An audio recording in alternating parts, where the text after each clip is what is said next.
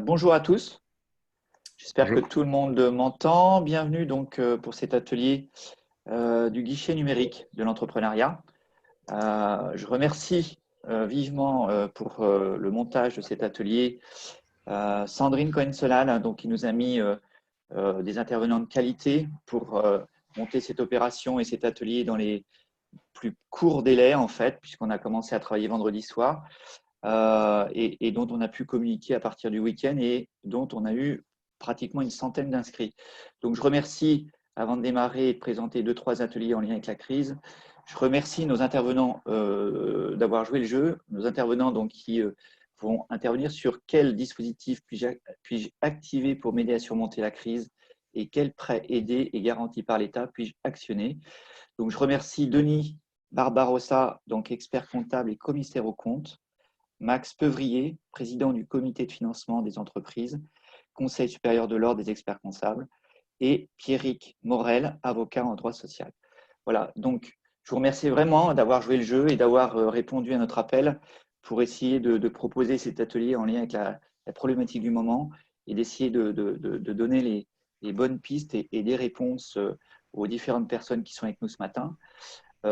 Pour le bon déroulement de ces ateliers, je demanderai déjà à tout le monde de couper son micro et d'utiliser pour poser des questions le petit module que vous avez en bas de l'écran qui s'appelle Converser. Les questions viendront sur la droite.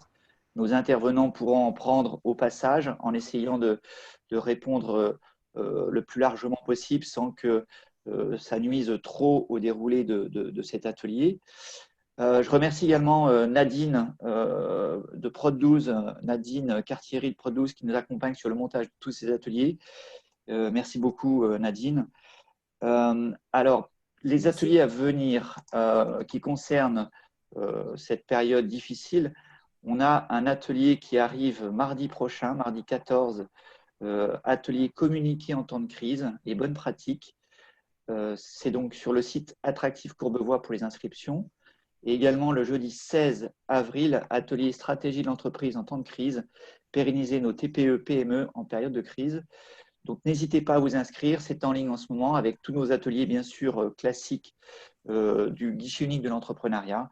Vous retrouverez tout ça sur Attractif Courbevoie.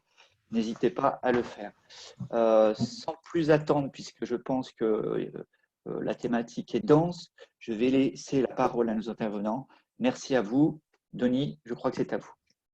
Merci beaucoup Eric, merci Nadine, effectivement, pour cette organisation efficace et rapide. Le sujet, effectivement, est dense. On va essayer, avec nos deux intervenants, donc Pierrick Morel, avocat, et Max, de vous résumer les dispositifs en l'état actuel.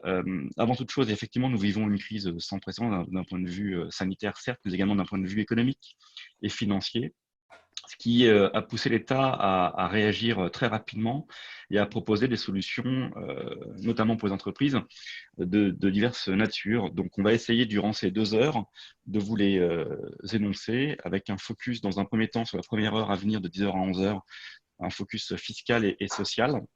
Donc, je me chargerai de l'aspect fiscal et Pierrick Morel de l'aspect social notamment. Et nous aurons ensuite un volet financier avec Max Peuvrier à partir de 11h sur l'aspect effectivement financement, quels accompagnements ont été mis en place et comment procéder. Étant entendu, et vous en avez conscience, je pense, en lisant au quotidien ce que nous pouvons recevoir, aussi bien de vos syndicats professionnels que de la région, du département, ça bouge énormément. On a des textes qui sont en permanence en train d'évoluer. Ce matin, la ministre Agnès Pannier-Runacher a annoncé qu'effectivement, il y avait d'envisager d'augmenter l'aide dont on va parler ce matin. Donc, beaucoup de choses évoluent. Ne prenez pas tout pour autant pour argent comptant, puisque, c'est qu'à le dire, en ce qui concerne les financements, on reste quand même dans un phénomène classique dans lequel, en fait, on attend toujours d'avoir des décrets et des ordonnances pour vraiment se positionner dans bien des cas. Donc, entre l'annonce d'un côté et la réalité de l'autre, il peut se passer quand même de nombreuses journées, voire semaines, pour aboutir à la conclusion de l'accompagnement qui est promis par nos gouvernants. Donc, restez bien alerte, et je vous le redirai au cours de cette conférence. La meilleure source d'information, ce n'est pas forcément Google en ces temps chahutés, ça reste le gouvernement et la FAQ que le gouvernement met à disposition de tout un chacun, puisque cette FAQ grossit à vue d'œil jour après jour. La FAQ du gouvernement fait aujourd'hui 90 pages, donc je vous souhaite bien du courage pour la parcourir. Elle est énormément bien faite et permet de répondre à déjà beaucoup de questions. Donc voilà effectivement ce que je vous avais présenté comme étant l'ordre du jour de cette matinée ô combien chargée. Je vous propose d'attaquer tout de suite, compte tenu effectivement de notre timing. Alors, pour les aspects fiscaux qui sont les premiers à avoir réagi, le ministre Darmanin a effectivement annoncé le report de beaucoup d'échéances, d'impôts notamment, et de taxes indirectes, en omettant de préciser très clairement à tout un chacun que la TVA n'était pas concernée, ce qui a fait beaucoup de bruit effectivement. La TVA n'est pas concernée par le report des échéances fiscales, donc notamment la TVA de mars et bien évidemment celle du mois d'avril qui sera dans la foulée le mois prochain à payer. Cela suppose plusieurs choses. Ça suppose qu'il n'y a pas de report automatique. Ça suppose que si vous avez des impôts et charges autres, évidemment qu'on vous recommande d'avoir vu avec votre expert comptable pour les faire reporter, aussi bien l'échéance d'impôt sur les sociétés du 15 mars que les différentes échéances de CVAE et de CFE notamment, de faire en sorte que si elles ont été payées, puisque beaucoup de prélèvements avaient déjà été lancés, et que quand un prélèvement est lancé, c'est compliqué de revenir en arrière. On a déjà essayé, notamment dans mon cabinet, de remettre les échéances à zéro, et ça n'a pas empêché en fait l'État de prélever malgré tout les échéances. Vous êtes en droit de demander de remboursement. C'est presque plus simple de demander un remboursement que de voir avec votre banquier pour bloquer le prélèvement. Quand vous bloquez un prélèvement, vous bloquez tout le processus, et ça suppose de re-signer un prélèvement CEPA avec la DGFiP, et ce n'est pas pour autant que cela vous permet effectivement d'assurer les prélèvements suivants, notamment en ce qui concerne le prélèvement à la source, qui fait partie des échéances obligatoires, puisque c'est de l'argent que vous avez précompté sur vos salariés. Donc pour ce qui concerne vos différentes échéances fiscales, alors on est un petit peu maintenant dépassé, puisqu'on est le 9 avril et que les échéances étaient majoritairement au 15 mars. Une fois encore, d'autres arrivent. N'hésitez pas soit à bloquer le paiement, soit à demander à votre service des impôts le remboursement des différentes échéances que vous auriez réglées au 15 mars et dans les jours suivants, puisque ça fait partie des acquis sans trop de complexité. Pour ce qui concerne la TVA, qui est quand même pour beaucoup le vrai sujet et le sujet lourd, puisque la TVA pèse souvent assez lourd dans la trésorerie des TPE et des PME. Pour ce qui concerne effectivement la TVA, il n'y a pas de report automatique. Donc ça passe systématiquement par une négociation avec votre service des impôts. Il est évident que dans ce genre de cas, c'est mieux d'appeler avant plutôt que de mettre votre service des impôts face à une situation difficile, à savoir le rejet de l'échéance ou l'absence de paiement et l'absence de déclaration. Donc, le principe de fond dans ce genre de situation, c'est de déclarer ce que vous avez effectivement à régler et ce qu'a dû faire votre expert comptable, déclarer le montant, mettre zéro en paiement ou demander effectivement une échéance auprès de votre SIE. Donc, il est indispensable effectivement de contacter votre SIE. Il reste facile de le contacter aujourd'hui, pas forcément par téléphone bien évidemment, mais par email. Vous avez de différentes façons pour les contacter. C'est encore le plus simple pour voir avec eux pour un étalement et un report des différentes échéances de TVA notamment, puisque celle de mars était due donc déjà le 19 jusqu'au 24, et on est reparti dans une dizaine de jours pour la prochaine échéance de TVA, ce qui va effectivement supposer de nouvelles complexités pour beaucoup de chefs d'entreprise qui ont pour beaucoup également soit un arrêt complet d'activité eu égard aux fermetures administratives qui ont été réalisées, soit une absence d'activité compte tenu effectivement que vous n'êtes pas livré de vos matières premières ou que vos clients ont eux-mêmes fermé et effectivement vous retrouvent. Et tu vois, quand Christian me dit, moi, je suis pas au courant de tout ce que font Si nos vous ex. pouviez vous muter, ce serait sympa. Merci pour les autres. Donc, le plus important, effectivement, une fois encore, est bien d'échanger avec vos services d'impôts. Vous avez des vrais gens derrière qui sont compréhensifs et qui ont bien conscience de la situation actuelle et de la complexité de cette situation. Donc, n'hésitez pas, une fois encore, à les contacter. Ce sera beaucoup plus simple que de devoir gérer les ennuis dans la foulée. L'autre aide au-delà des reports, parce que je tiens à rappeler qu'un report, c'est un gain en termes de trésorerie. Ce n'est pas pour autant que vous ne paierez pas un jour. Donc le report signifie qu'un jour, il faudra payer votre TVA, il faudra payer votre impôt sur les sociétés, en fonction de votre résultat effectivement de l'année en cours. Donc, le report n'est pas une annulation en tant que telle de la dette, c'est jamais de la trésorerie gagnée, ce qui est déjà aujourd'hui important, notamment pour payer vos salaires, en tout cas avancer les salaires, comme on le verra avec Pierrick tout à l'heure. Les autres aides de la part de l'État, un fonds spécifique a été donc constitué à hauteur de 1 500 € pour les dirigeants. La communication était assez floue sur le sujet, très honnêtement, pas forcément toujours très pertinente. Non seulement, en fait, le premier dispositif d'aide à 1 500 € supposait une baisse de 70% d'activité entre mars 2019 et mars 2020, sachant qu'on peut prendre le chiffre d'affaires moyen des mois d'activité, pas forcément du mois en cours, du mois de mars 2019, si vous avez une société qui était en cours de création, ou si vous travaillez avec une activité plutôt saisonnière. Donc, il y a des cas, effectivement, où il convient de proratiser un petit peu. Le jour où le décret est sorti, c'est pour ça que je vous parlais de rester en veille sur les sites du gouvernement, le jour où le décret est sorti pour les 70%, le ministre a annoncé qu'un nouveau décret viendrait modifier les 70% pour les passer à 50%, ce qui est plus effectivement cohérent, eu égard à la fermeture administrative du 15 mars, ce qui suppose mécaniquement 15 jours de fermeture pour beaucoup de chefs d'entreprise, notamment dans la restauration. Ce n'est pas une aide pour le dirigeant, quoique la communication ait été faite par le ministère, c'est avant tout une aide pour l'entreprise. Cette aide de 1 500 € est à récupérer sur impôts.gouv.fr sur l'aspect des particuliers.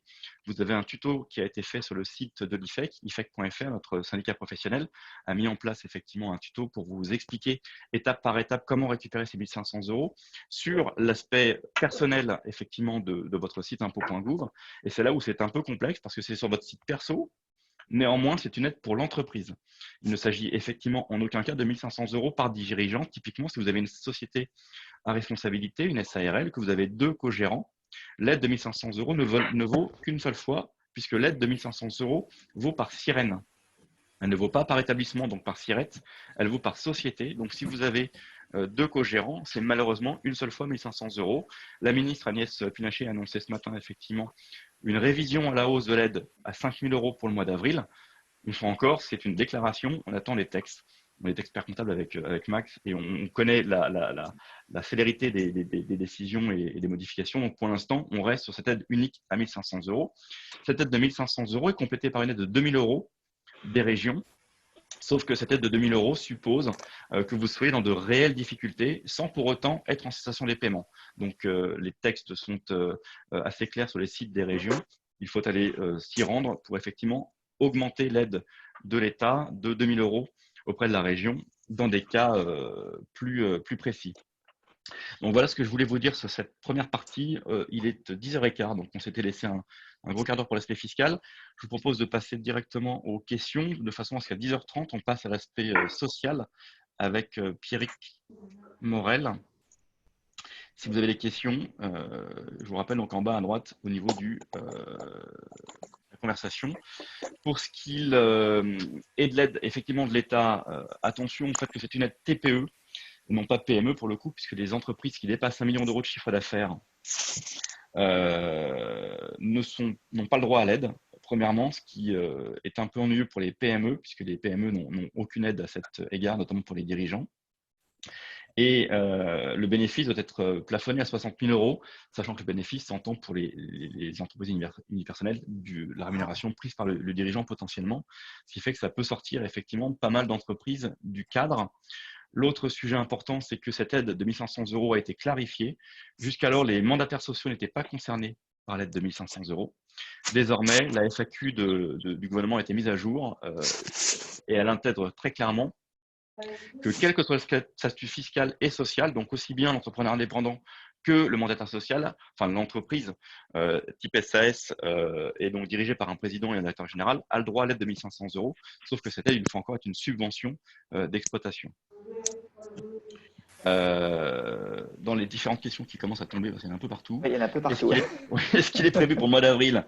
Alors pour l'instant, le gouvernement a dit que l'aide serait prolongée au titre du mois d'avril, et c'est ce que je vous évoquais. On est sur une prolongation de l'aide de 1 500 €, donc du fonds qui avait été doté de 200 millions € par l'État. Prolongation en l'état actuel à 1 500 €. Annonce ce matin ou hier soir par le ministre Le Maire d'une revue à la hausse à 5 000 €, notamment pour intégrer des loyers, puisque vous êtes beaucoup de chefs d'entreprise qui n'ont pas réussi à négocier avec leurs bailleurs, ou bien qui sont leurs propres propriétaires et qui ont un emprunt à rembourser en tant que propriétaire pour leur société civile immobilière. Et comme vous le savez sans doute, on reverra avec Max, les emprunts de la SCI ne sont pas concernés par les reports. Donc pour le mois d'avril, a priori, on a une prolongation de l'aide, voire même une revue à la hausse. L'aspect moyenne prorata en fait, pour les entreprises de l'activité saisonnière, en fait, on ne compare pas forcément le mois de mars 2019 avec le mois de mars 2020. On peut tout à fait comparer le chiffre d'affaires moyen de l'année 2019 avec le chiffre d'affaires moyen, enfin le chiffre d'affaires constaté au mois de mars 2020, ce qui permet dans certains cas de constater un chiffre d'affaires moyen plus important au titre de l'année 2019. Parce que par exemple, si vous avez une société qui a été créée en fin 2018 ou en cours 2019, mécaniquement, vous avez un chiffre d'affaires qui est plutôt en croissance et vous auriez pu avoir un chiffre d'affaires en mars 2019 relativement faible, année du lancement, par exemple, de votre activité. Et donc, si vous voulez comparer un chiffre d'affaires faible avec un chiffre d'affaires réduit de moitié en 2020, le gouvernement a prévu effectivement de raisonner en moyenne. Bonjour à tous. Quid pour les TPE créées depuis moins d'un an? Alors, les TPE de moins d'un an, elles peuvent effectivement en partie y avoir droit. Maintenant, les conditions sont assez drastiques. C'est pas forcément, ça dépend de la période. Donc là, pour le coup, je vous réfère plutôt à la FAQ et je vous ai mis le lien en fait dans les slides que je vous disposerai à l'issue. 1 500 €, c'est effectivement un maximum. Ce n'est pas un cadeau de l'État automatique. À savoir que si vous aviez un chiffre d'affaires de 1 000 € et que vous êtes passé à 500 €, vous n'allez pas avoir 1 500 €. Ce n'est pas cadeau bonus. C'est le différentiel entre le chiffre d'affaires N-1 ou le chiffre d'affaires moyen et le chiffre d'affaires du mois de mars 2020. Donc, si vous avez un différentiel de 500 € de chiffre d'affaires, la subvention de l'État sera de l'ordre de 500 € et non pas de 1 500 €.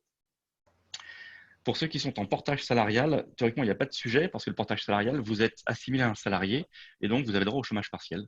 Donc, il n'y a pas de complexité. Ce n'est pas une entreprise, en fait, le portage salarial.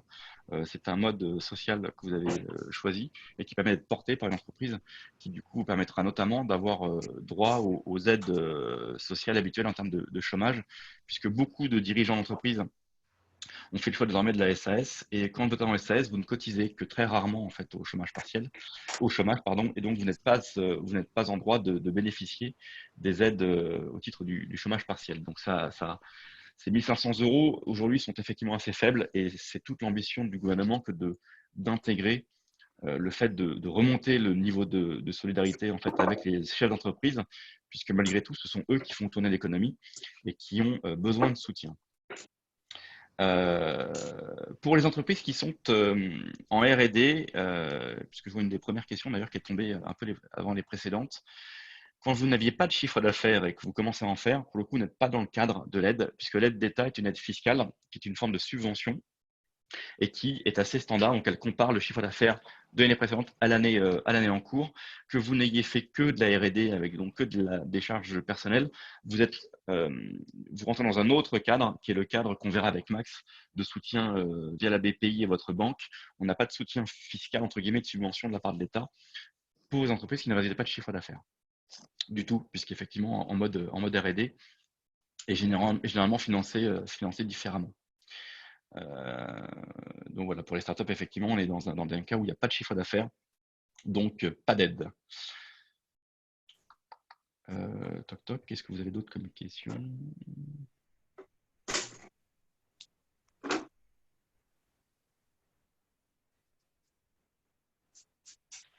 Alors pour les scopes, ce sont des entreprises, donc il n'y a pas de raison qu'on n'ait pas le droit à l'aide. L'aide d'État est une aide pour les entreprises privées et potentiellement en partie sur les sociétés, notamment du secteur non marchand. On a un focus prévu la semaine prochaine en fait sur le non marchand qui traite d'autres problématiques, notamment en termes de subventions. Pour ce qui concerne par contre les scopes, ça fait partie des sociétés en tant que telles. Elles ont besoin de coopératives. On comparera effectivement, pareil, le chiffre d'affaires, donc les 1 500 € sont également éligibles.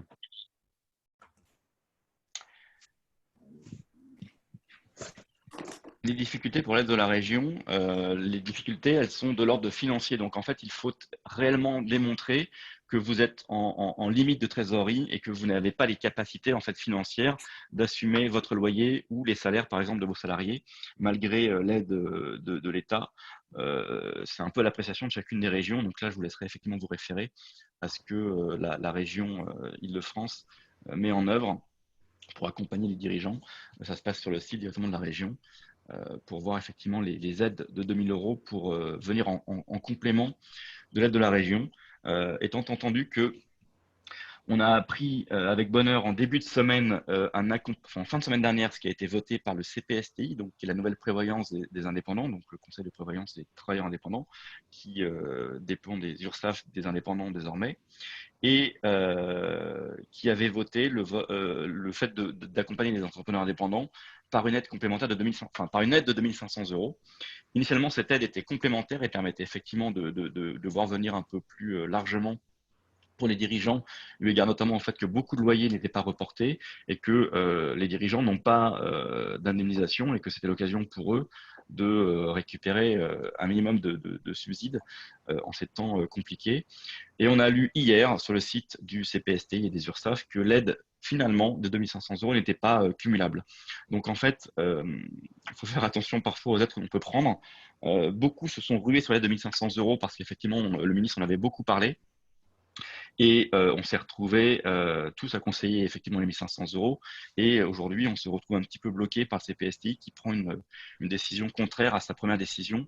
Donc, on ne sait plus trop bien s'il faut prendre les 1 500 € ou s'il faut prendre les 1 500 € du CPSTI, sachant que le CPSTI, il faut être à jour de cotisation au 1er janvier 2019. Il faut avoir cotisé pour y avoir le droit. Donc, ce n'est pas forcément évident. À la question CA encaissé ou CA facturé, la question en fait est plutôt fiscale, à savoir que votre expert comptable, quand il fait sa comptabilité, enfin votre comptabilité, le CA encaissé, c'est pour un BNC, les bénéfices non commerciaux.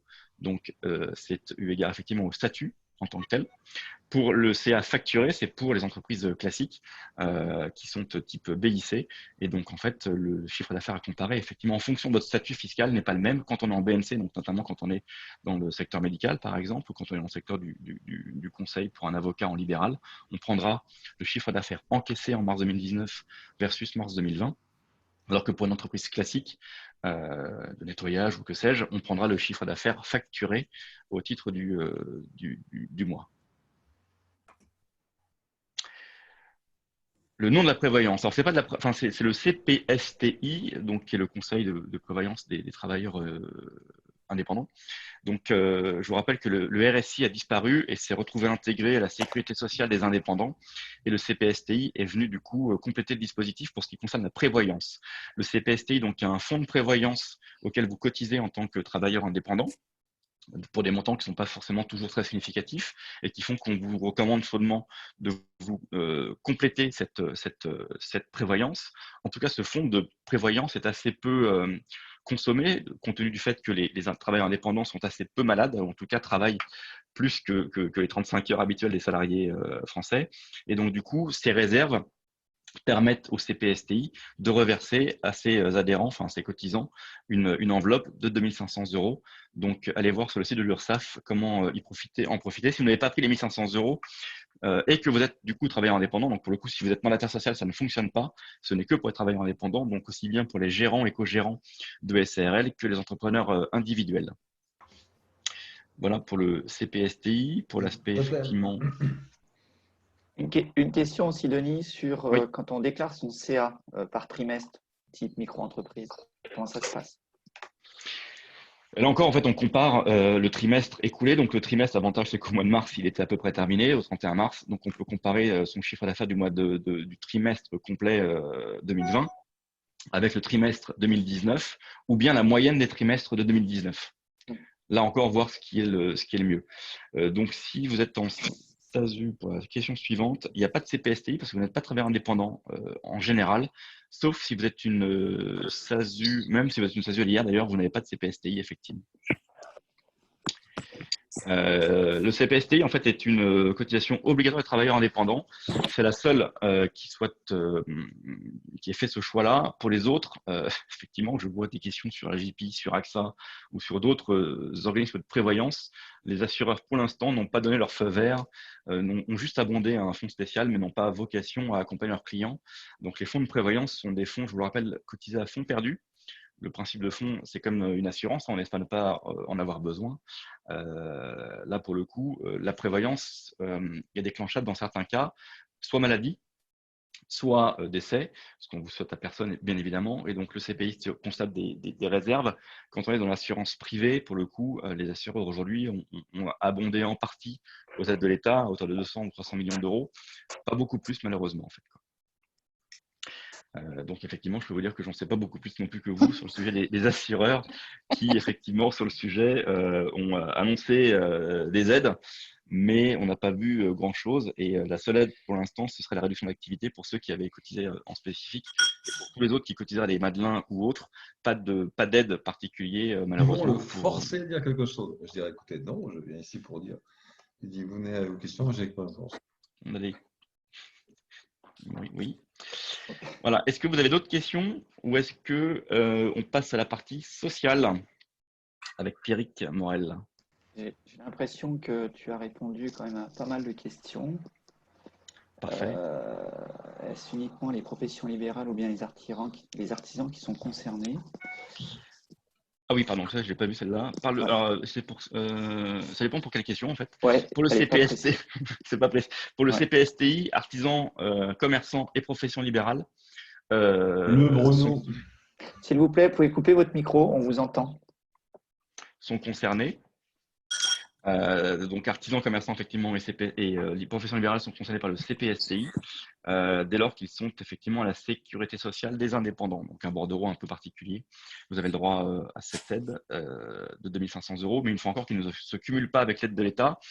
L'avantage, j'ai envie de dire, c'est que si vous avez, et elle est un peu plus simple à obtenir, semble-t-il, dès lors que si vous n'avez pas pu obtenir les 1 500 € de la part de l'État sur votre compte impôt.gouv, c'est l'occasion d'aller chercher au moins 2 500 € auprès du CPSTI. Ça permettra de vous accompagner. J'ai vu une remarque sur le tuto. Je crois que vous avez effectivement un tuto sur le site impôt.gouv qui est un tuto écrit. Et sur le site de l'IFEC, sur le site de l'IFEC, ifec.fr, vous avez un tuto vidéo qui vous explique comment faire effectivement votre demande d'aide. Sachant que ce tuto avait été fait le jour où le décret était paru à 70% d'obligation de baisse. Quelques jours plus tard, le tuto est passé, enfin, le site est passé à 50%. Donc, vous aurez une petite différence par rapport à nous sur votre site, puisque effectivement l'État a revu à la baisse en fait l'écart nécessaire de baisse de chiffre d'affaires. Je vois une question, je ne sais pas si tu as répondu. Concernant les 1 500 €, pourriez-vous développer un peu l'aspect moyenne pro-rata pour les entreprises avec une activité saisonnière? Pas de CA en mars. Tu l'as balayé celle-là? Je l'avais rebalayé en passant effectivement sur la moyenne annuelle ou du coup du trimestre, ce qui est le plus intéressant. L'idée, effectivement, est de voir ce qui est le plus intéressant pour les entrepreneurs. Donc, parfois, il vaut mieux prendre des moyennes. Tout à fait. Alors, les SASU, ça revient un peu à la question de tout à l'heure. En fait, pour les SASU, vous avez le droit à l'aide fiscale. Et évidemment, sur le CPSTI, non. Par contre, les 2 500 € du CPSTI qui ont été annoncés voici quelques jours ne concernent pas les SASU, puisque les SASU, quand vous êtes en SASU, vous êtes soit en SASU à l'IR et il n'y a pas de charge sociale, soit vous êtes en SASU à l'IS, auquel cas vous êtes assimilé à un salarié en tant que président ou directeur général. Et écoutez, les 10h30, c'est parfait. Je crois que c'est pas mal. Donc, partie suivante. Alors, je voudrais juste rappeler les règles, parce qu'il y a des petits bruits parasites parfois. De bien couper votre micro en mettant votre pointeur sur votre vignette. Vous avez 3 petits points. Vous pouvez couper le son de votre micro. Merci. Partie suivante, c'est à vous. Donc, c'est à Max, je crois. Donc, les sources, je vous laisserai faire. Et voilà, donc Pierrick. J'en partage mon écran, Pierrick, ou vous le partagez? Il faudrait me mettre en administrateur, je ne peux pas partager d'écran pour l'instant. Ah, Nadine? Je vais poster un message. Hop. Bonjour Sandrine, je vous vois.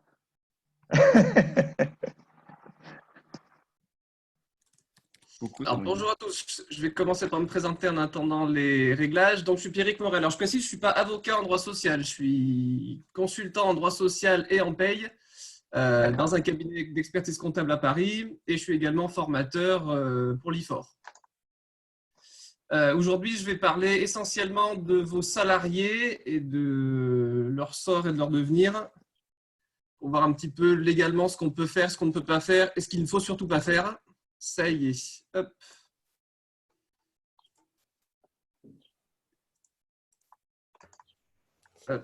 C'est bon, Pierrick? Oui.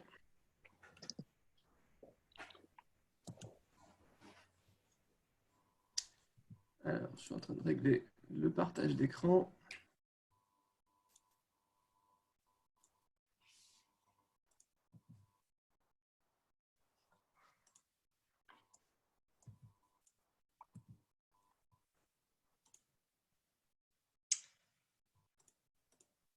Voilà. Voilà, ok.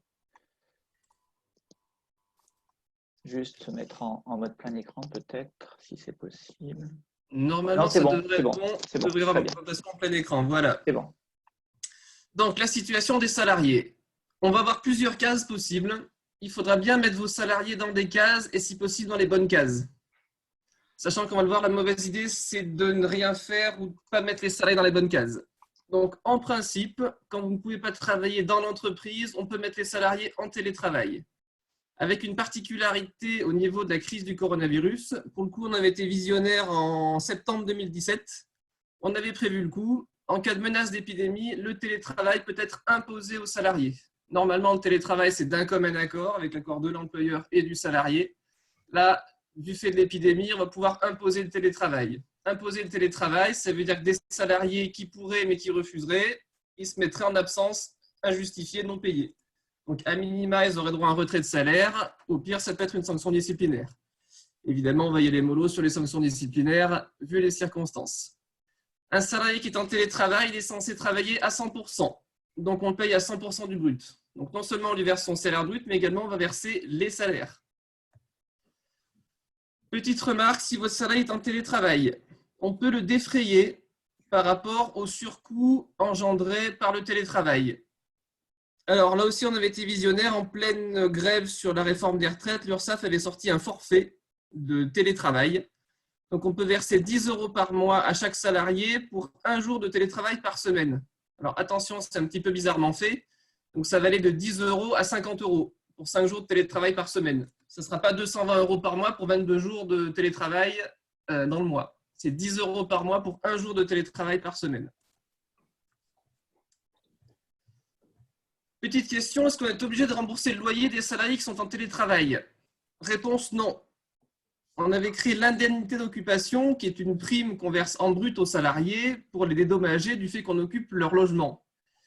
Cette prime, elle n'est due que si le télétravail est à l'initiative de l'employeur. Alors, ça sera le cas en période de coronavirus. Mais deuxième condition, le salarié ne dispose pas d'un espace de travail dans l'entreprise.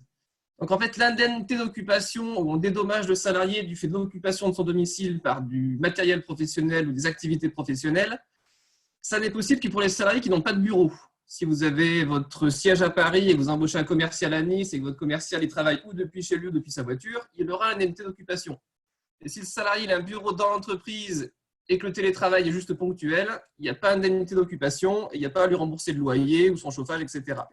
On n'ira pas au-delà du forfait de frais de l'URSSAF. Autre question qu'on m'a beaucoup posée, est-ce qu'un salarié peut se trouver à la fois en télétravail et en chômage partiel? Alors, réponse oui, mais pas en même temps, sous peine de travail illégal. Pendant les heures de chômage partiel, on ne peut pas faire travailler le salarié, on ne peut pas faire télétravailler le salarié. À minima, ça serait une petite poursuite au prud'homme, ça peut aller jusqu'à du travail dissimulé au niveau de l'inspection du travail. En revanche, le salarié peut très bien alterner des journées de télétravail avec des journées de chômage partiel, ou alors des heures de télétravail et des heures de chômage partiel. Il peut très bien être en télétravail lundi, mercredi, vendredi, et en chômage partiel le mardi et le jeudi. Ou être en télétravail le matin et en chômage partiel l'après-midi. Là aussi, il faut bien s'entendre avec vos salariés. S'il est en télétravail, il est censé travailler à 100%. Donc, il sera payé à 100%. Si à côté de ça, il garde ses enfants, qu'il fait à manger et qu'il n'est pas totalement disponible, il faudra voir est-ce qu'on ne met pas un petit peu à temps partiel ou un petit peu en chômage partiel, ou si vraiment il faut qu'il s'occupe de ses enfants, à ce moment-là, il peut demander un arrêt de travail. Et là, il sera payé par la sécurité sociale comme en arrêt maladie. Autre situation possible, votre salarié travaille normalement. Dans ce cas-là, pour rappel, vous devez lui remettre l'attestation de déplacement professionnel. Alors, l'attestation de déplacement que remet l'employeur suffit au salarié. Il n'a pas besoin, en plus, de prendre son attestation personnelle. Pour les travailleurs indépendants, donc par définition qui n'ont pas d'employeur, il faut prendre l'attestation des particuliers. Et vous cochez déplacement justifié par l'activité professionnelle. Olivier, t'as entendu là ce qu'il vient de dire? Pour nous, c'est déplacement entre le domicile et le lieu d'exercice de l'activité professionnelle qu'il faut faire sur la déclaration, utiliser sur la déclaration des particuliers. On vous entend dans ce commentaire, donc c'est une réaction à chaud. Autre cas du salarié. Le salarié qui refuse de travailler, mais qui se déclare en arrêt de travail. Ça, c'est un salarié qui va se déclarer non mobilisable. C'est une notion qui est très importante. Donc là, c'est un salarié qui va solliciter un arrêt de travail auprès de la CPAM. Donc, premier cas, c'est le salarié cas confirmé au cas contact. Concrètement, il est positif au coronavirus ou un de ses proches est atteint. On le met en isolement, il va être en arrêt de travail, il sera payé par la sécurité sociale. Deuxièmement, si le salarié est personne à risque, si je suis asthmatique, diabétique, obèse ou enceinte et que je ne veux pas sortir de chez moi parce que c'est particulièrement dangereux, là aussi, je peux réclamer un arrêt de travail auprès de la CPAM. Ou alors, et c'est le cas le plus fréquent, le salarié qui est contraint de rester à domicile pour garder ses enfants qui ne vont plus à l'école, qui ne vont plus au collège, qui ne vont plus à la crèche, qui ne vont plus chez la nounou. Là, c'est le salarié qui doit le déclarer à l'employeur et ensuite, c'est l'employeur qui le saisit sur un site dédié auprès de la sécurité sociale. Alors, je parle bien de cette notion de mobilisable et non mobilisable. Il y a une grande différence entre le salarié en chômage partiel et le salarié en arrêt de travail, notamment le salarié qui est en arrêt de travail pour garder ses enfants. C'est qu'un salarié qui est en chômage partiel, il est mobilisable. À tout moment, son employeur peut le rappeler pour venir bosser. Et ça arrive. Moi, j'ai des cas d'entreprises de parfum qui ont arrêté l'activité, ils ont mis tout le monde en chômage partiel. Du jour au lendemain, ils se sont mis à faire des gels hydroalcooliques, ils ont rappelé les salariés. Donc, les salariés en chômage partiel, on peut les rappeler. On impose le chômage partiel, on impose la reprise. Alors que les salariés qui sont en arrêt de travail, ils ne sont pas mobilisables. Eux, on ne pourra pas les rappeler. Il y a des briques qui circulent comme quoi la Sécu vous dit si votre salarié est en arrêt de travail et que l'entreprise se met en chômage partiel, automatiquement les salariés en arrêt maladie basculent en chômage partiel. Non, clairement, pour moi, ça c'est faux. Votre arrêt de travail va bien jusqu'au bout. Parce que votre salarié en arrêt de travail, il n'est pas en chômage partiel, il est non mobilisable. Par contre, votre salarié qui est en arrêt maladie, il sera payé par la Sécu et vous aurez le complément employeur. Alors certains salariés se sont dit, moi je préfère être malade, je suis complété à 100%, plutôt qu'être en chômage partiel, je vais toucher 84%. Dans ce cas-là, il y a une décision de la Cour de cassation qui dit que quand l'entreprise est en chômage partiel, les salariés malades sont indemnisés à hauteur du chômage partiel. Donc si votre salarié n'était pas malade, il sera en chômage partiel, il sera à 84% de son salaire. Donc vous ne le complétez pas à 100%, mais à 84% du salaire. Dernière situation, donc le salarié qui est dispensé de travail par l'employeur. Donc soit parce qu'on a fait la déclaration de chômage partiel avec toute la procédure, donc je fais la demande d'autorisation, je crée mon compte sur activité partielle quand vous pouvez faire, je fais ma demande de chômage partiel, je modifie mes plannings, je mets mes salariés en chômage partiel. À la fin du mois de mars, à la fin du mois d'avril, je fais mes bulletins de salaire avec les heures travaillées qui sont payées à 100% du brut, les heures perdues que je vais avancer à mes salariés en bas de bulletin en net imposable. Donc c'est 70% du brut, ça correspond à 84% du net imposable, c'est entre 84 et 100%, selon qu'on soit plus ou moins loin du SMIC. Donc j'avance les indemnités de chômage partiel à mes salariés en net imposable, et ensuite, quelques jours après les payes, je fais mes demandes d'allocation d'État, et les salaires nets seront remboursés par l'État jusqu'à hauteur d'un salaire de 4,5 SMIC. Donc l'État va rembourser au maximum 70% de 4,5 SMIC. Ça fait autour de 36 € de l'heure. Alors petite précision, si vous avez des salariés qui gagnent plus que 4,5 SMIC, il faut bien leur maintenir 70% de leur salaire. Si vous avez un salarié qui était à 10 SMIC, vous allez lui maintenir 70%, vous allez lui maintenir 7 SMIC. Mais vous ne ferez rembourser que 4,5 SMIC. Alors, autre intérêt du chômage partiel, on n'en parle pas beaucoup, mais c'est qu'en chômage partiel, les heures perdues sont déduites du salaire brut. Donc, il n'y a plus de charges sociales, ni salariales, ni patronales. Sauf pour les résidents fiscaux étrangers, les Alsace-Moselle et les salariés mahorais. Mais bon, c'est des cas particuliers. Et surtout, on économise les salaires, surtout on économise les charges patronales. J'ai entendu ce matin la ministre qui disait que certaines entreprises allaient mettre les salariés en chômage partiel, mais n'allaient pas solliciter les allocations d'État. ils économisent quand même les charges. Intérêt du chômage partiel, on ne rompt pas les contrats de travail. Donc, il n'y aura pas de procédure de licenciement à faire, il n'y aura pas de préavis à payer, il n'y aura pas d'indemnité de licenciement à payer, il n'y aura pas de prud'homme derrière. Et ça permet de baisser la masse salariale tout de suite. Puisque mes salariés en chômage partiel, j'arrête de payer les salaires bruts, j'arrête de payer les charges. Alors qu'un licenciement économique, il s'amortit sur 9, 10, 12, 15, 18 mois. On met énormément de temps à s'en remettre. Le licenciement économique, il est très cher, il est très compliqué, il est très dangereux. Donc, la première mauvaise idée, c'est le licenciement économique qu'on fait à la légère. L'autre mauvaise idée, c'est de rien faire. Et donc, de vos salariés ni en arrêt de travail, ni en chômage partiel. Est-ce que tu veux que je te redise pour… Excusez-moi. Excusez-moi. On vous entend, il y a un micro qui est ouvert et qui dérange Pierrick. Merci de le couper. Il était fermé, je crois. Merci. Donc, vos salariés qui seraient ni en chômage partiel, ni en arrêt de travail, ni en télétravail, eh bien, il faut les payer à rien faire. Et vous les payez à 100% du brut avec 100% des charges. Donc, la très mauvaise idée, c'est de ne pas réagir et de laisser les salariés comme ça. Vous allez devoir payer les salaires à 100%. Alors, l'autre très, très mauvaise idée, c'est de rien faire du tout et d'arrêter de payer les salariés. Ça, vous n'avez absolument pas le droit. Si vous ne pouvez pas même avancer les salaires nets, avancer les indemnités de chômage partiel, il faut immédiatement contacter votre expert comptable ou votre avocat et vous déclarer en cessation de paiement pour faire intervenir les AGS. Dans ce cas-là, les AGS avanceront les salaires. Éventuellement, les allocations de chômage partiel pourront être versées directement aux salariés.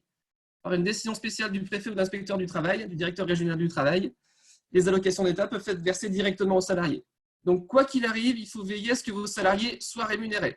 Sinon, si vous laissez les salariés sans salaire, ils peuvent aller au prud'homme, faire rompre leur contrat de travail au tort de l'employeur, faire requalifier sans licenciement abusif, résiliation judiciaire, prise d'acte, les avocats savent très bien faire.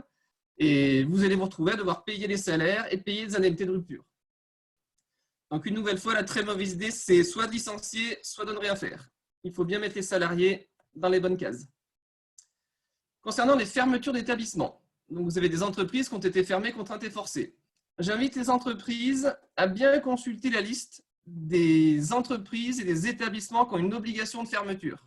Alors évidemment, les théâtres, les musées, les salles de spectacle, les salles de rassemblement, c'est fermé depuis le début du mois de mars.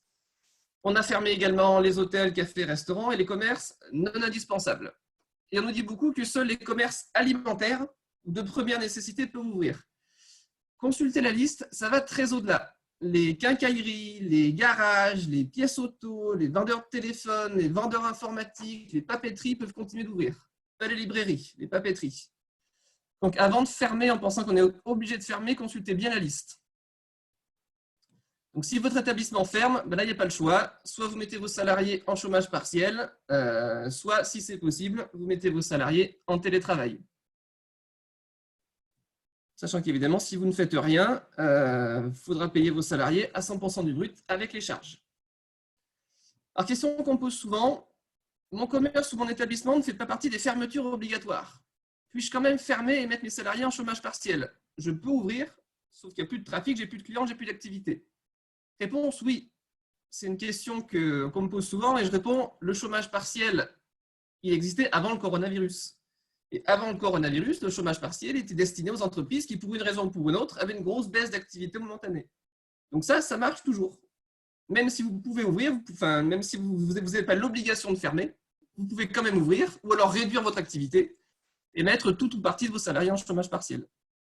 En sachant que je précise, le chômage partiel, ça peut être partiel ou ça peut être total. Vous savez qu'on a des contrats de 35 heures, vous pouvez les baisser à 20 heures, 15 heures, 5 heures, 0 heure. À tout moment, vous pouvez les rappeler et les passer de 0 heure à 20 heures, puis les repasser à 10 heures. L'autre avantage du chômage partiel, c'est que c'est très souple. On vous donne un quota, un contingent maximum d'heures perdues que vous ne pourrez pas dépasser. Mais après, vous piochez ce dont vous avez besoin. Vous fermez, vous réduisez, vous augmentez, vous réduisez, vous réaugmentez. C'est totalement flexible. Autre question qu'on me pose souvent, j'ai embauché un salarié juste avant la crise. Puis-je mettre fin à sa période d'essai? Normalement, non. Légalement, on ne met fin aux périodes d'essai que si le salarié ne fait pas l'affaire. Je n'ai pas le droit de mettre fin à une période d'essai parce que j'ai des difficultés économiques ou parce que mon établissement a fermé. Alors, une rupture de période d'essai, ça ne se motive pas. Donc, vous allez me dire, vu que la rupture n'est pas motivée, je ne me ferai pas attraper. Sauf que ça dépend du contexte. Si votre salarié travaille et vous rompez sa période d'essai, on peut estimer que c'est parce qu'il est mal travaillé. Si votre salarié il a travaillé début mars, ensuite l'entreprise a fermé 15 jours et que vous rompez sa période d'essai, là on verra bien que c'est à cause de la fermeture. Et ça peut vous valoir une rupture abusive de période d'essai, qui peut être qualifiée en licenciement abusif. Autre situation extrêmement compliquée qu'on m'a soumise avant le début de la crise, mettons en janvier, début mars, j'ai fait une promesse d'embauche. J'ai signé un contrat qui doit commencer là, début avril. Est-ce que je peux refuser d'honorer cette embauche?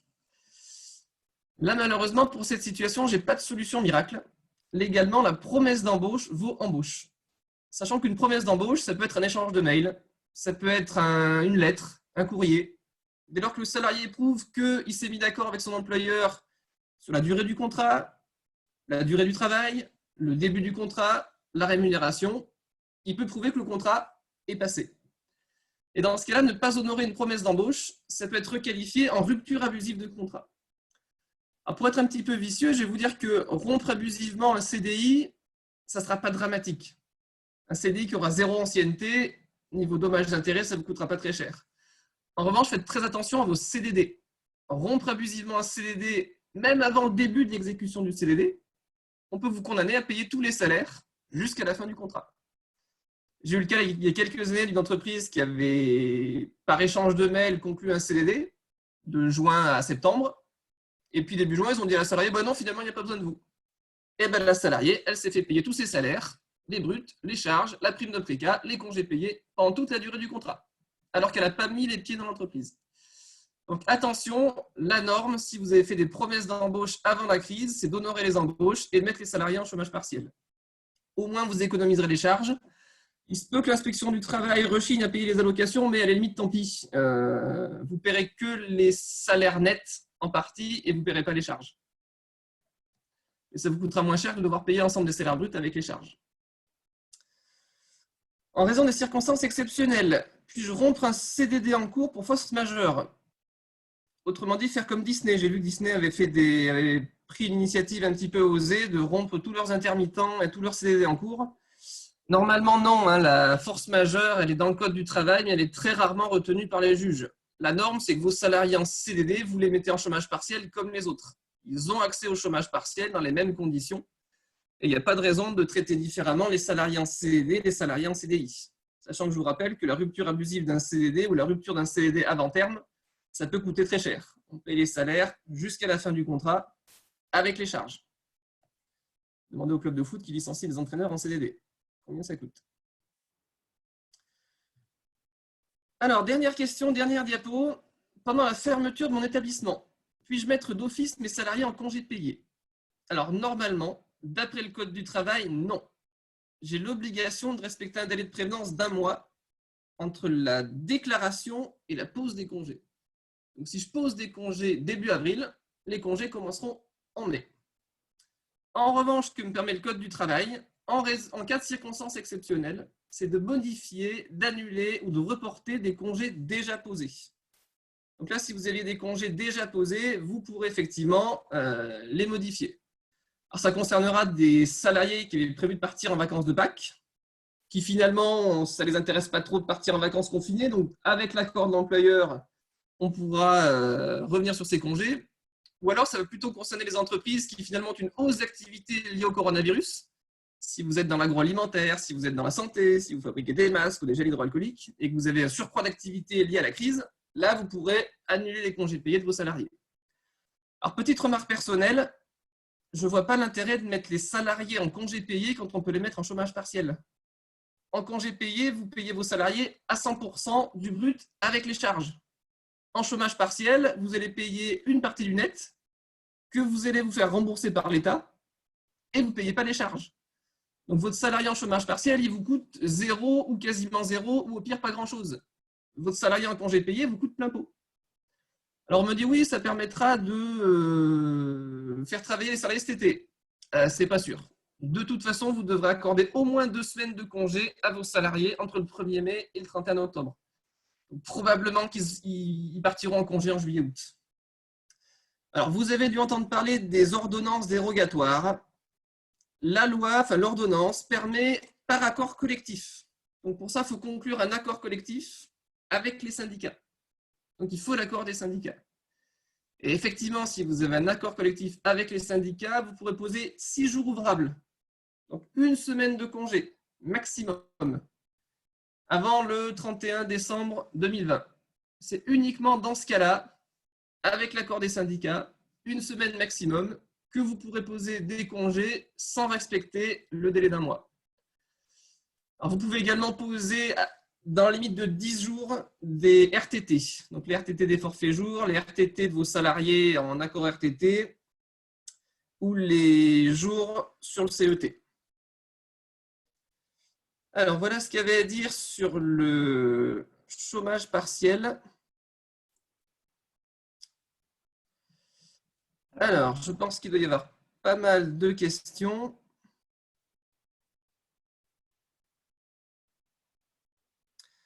Comment doit-on prévenir le salarié qui est en chômage partiel? À quel moment? Vous le prévenez par tout moyen et le plus tôt possible. Alors, l'AGS, c'est bien l'assurance de garantie des salaires qui paye les salaires des entreprises en faillite. Doit-on tenir un planning détaillé à l'avance de l'activité? Si oui, combien de temps à l'avance? Il n'y a pas de délai. Le chômage partiel, ça peut être très brutal et la reprise d'activité, elle peut être instantanée. Oui, des contrats d'apprentissage et pro. Alors, les contrats d'apprentissage et les contrats de professionnalisation ont également accès au chômage partiel. Alors, l'État vous rembourse à minima 8,03 €, c'est le SMIC net, sauf pour les salariés qui sont payés en dessous du SMIC. Donc, les salariés payés en dessous du SMIC, on aura les mineurs, certains apprentis, certains contrats pro. Dans ce cas-là, il faut leur maintenir le minimum légal. Donc, si mon apprenti il a 27% du SMIC, j'ai l'obligation de lui garantir 27% du SMIC et l'État me remboursera 27% du SMIC. Par contre, si je paye mon apprenti au-delà du minimum légal, j'ai droit. Hein. Si mon apprenti est à 27% du SMIC et je lui donne 50% du SMIC, mon obligation, c'est de lui maintenir 27% du SMIC. Et en tout cas, l'État ne me remboursera que 27% du SMIC. Si je lui, à titre facultatif, si je lui garantis plus, j'ai le droit, ça sera exonéré de charges et ça ne sera pas remboursé. Quand on a eu l'accord pour le chômage partiel, quel est ensuite le process pour se faire rembourser les salaires? Donc, je vous ai dit, il faut créer votre espace, faire la demande de chômage partiel, donc la demande globale pour l'ensemble de l'entreprise. Ensuite, vous modifiez vos plannings. À la fin du mois, vous faites vos payes. Donc, sur les payes, il y aura les heures travaillées, payées à 100% du brut, et les heures perdues. Une fois que vous avez fait vos payes, vous retournez sur votre compte, activitépartielle.gouv.fr, et là, vous saisissez vos demandes d'allocation. Donc, on va vous demander le nombre d'heures qu'aurait dû travailler le salarié, le nombre d'heures qu'il a travaillé. L'inspection du travail va en déduire le nombre d'heures perdues. Et on va vous demander le taux horaire auquel vous avez indemnisé vos salariés. Bon, ben, taux horaire fois nombre d'heures perdues, on vous versera les allocations. Alors, je précise, les allocations sont versées par virement, puisque quand vous créez votre espace sur activitépartielle.gouv.fr, vous saisissez votre RIB. Alors, je vous en parle parce que j'ai beaucoup travaillé sur ces politiques, parce qu'il y a 3 ans, 4 ans maintenant, en 2016, on a eu des grosses inondations autour de mon cabinet. Et j'avais fait comme ça à la chaîne plusieurs dossiers de chômage partiel. Donc, j'ai un petit peu l'expérience de la chose. En rupture conventionnelle et en projet de création d'entreprise, ai-je intérêt à me mettre en arrêt maladie pour décaler mon chômage qui s'arrête en juillet 2020? Alors, la ministre a dit que les périodes de confinement seraient gelées au niveau des droits des demandeurs d'emploi. Donc, si vous avez droit à 24 mois de chômage, les 2 mois de confinement ne compteront pas dans les 24 mois. Elle a bien dit qu'il n'y aurait pas de fin de droit pendant le confinement. Donc, j'ai envie de vous dire non. Restez au chômage. Et pour se mettre en arrêt maladie, il faut une bonne raison. Hein. Je garde mes enfants, j'ai des problèmes de santé. Alors, notre établissement a reçu l'autorisation de chômage partiel. Depuis, il est impossible de saisir la demande d'indemnisation sur le portail de chômage partiel. On ne serait plus habilité, impossible de les joindre. Comment les entreprises peuvent-elles faire pour déposer leur demande d'indemnisation? Alors, il y a beaucoup de problèmes informatiques. Vous imaginez bien que le site du chômage partiel n'était pas censé recevoir 460 000 demandes. Malheureusement, il faut s'en remettre patience. Je sais qu'au début, le site était totalement en saturation. Le site où on saisissait les arrêts de travail pour garder les enfants était aussi en saturation. Après, il y a un soutien technique pour les problèmes informatiques. Mais normalement, c'est le seul moyen de saisir les demandes d'allocation de chômage partiel. Alors, quand la société maintient 100% le 70%, est-ce que vous confirmez qu'il y a des cotisations moindres afin d'inciter les employeurs? Oui, je vous le confirme. Il y avait une circulaire DGEFP qui disait bien que si l'employeur complète plus que 70%, ça reste exonéré. Ça ne sera pas remboursé par l'État, mais ça reste exonéré. Alors, l'URSSAF n'était pas trop d'accord et finalement, l'ordonnance a confirmé la circulaire de la direction du travail. Et l'URSSAF a fini par se mettre au pli. Si vous indemnisez plus de 70%, vous êtes bien exonéré de charges. Pour les intermittents du spectacle qui ont un renouvellement de la période pendant le confinement, est-il reporté? Alors, le confinement n'agit pas sur le terme des CDD. Le chômage partiel n'agit pas non plus sur le terme des CDD. Si vous avez des contrats qui se terminent le 15 avril, même si vous êtes en chômage partiel, le contrat se termine au 15 avril. Après, pour les renouvellements, il faut voir ce que dit votre contrat. Est-ce que c'est un renouvellement tacite? Est-ce que c'est un renouvellement automatique? Après, j'ai le droit de ne pas renouveler un CDD en raison de la crise.